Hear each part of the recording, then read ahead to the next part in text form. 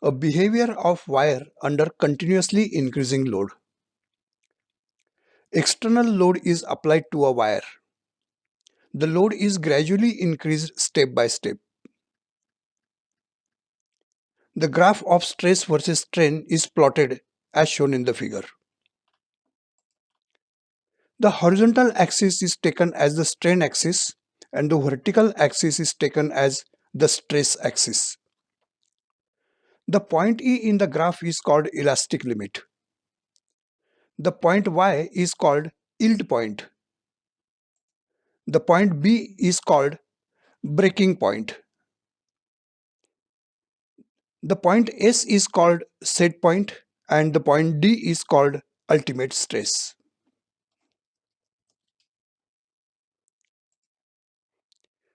Now let us get the detailed explanation of the graph point by point. OE is a straight line which indicates that the stress and strain are linearly proportional in this region. Linearly proportional means if the stress is doubled, the strain produced in the body is also doubled, and of course vice versa. This region also indicates that the Hooke's law is valid up to the point E. The point E represents the elastic limit of wire.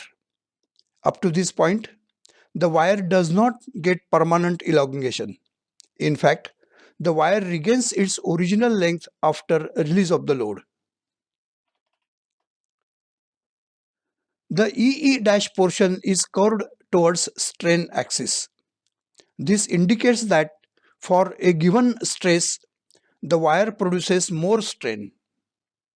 Thus, stress is not proportional to strain and hence Hooke's law is not obeyed in this region EE'. Moreover, in this portion, if the load is removed, the body does not regain its original length. Thus, a permanent elongation occurs in the body. This is called set or permanent set.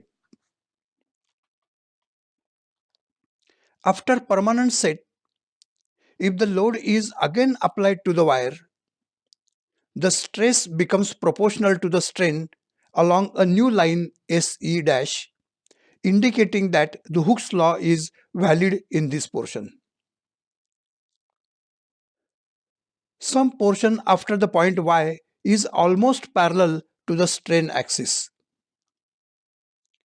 This indicates that the strain increases without increase in stress.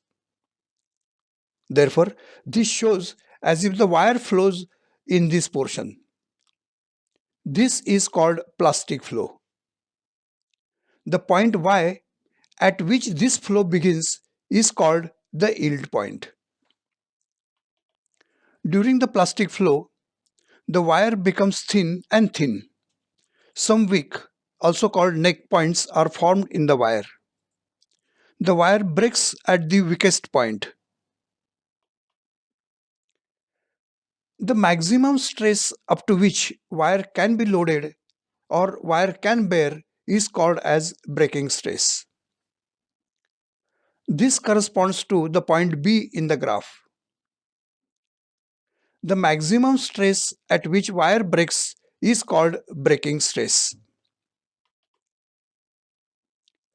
The maximum stress which the body is capable of withstanding is called ultimate stress.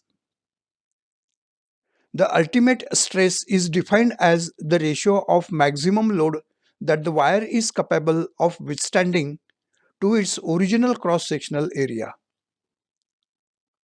In the equation form, the ultimate stress can be written as ultimate stress equals maximum load the system can withstand upon the original cross-sectional area. Working stress. It is the actual practical stress on the system. The working stress is defined as the ratio of actual load to the original cross-sectional area. Thus, we can write the equation for working stress as working stress equal to actual load on the system divided by original cross-sectional area. Factor of safety. A working stress is the maximum allowed stress on the system. For the safety of structure, this working stress should be less than elastic limit of the material. Working stress is determined by dividing the ultimate stress by a number called factor of safety. The factor of safety is defined as the ratio of ultimate stress to working stress.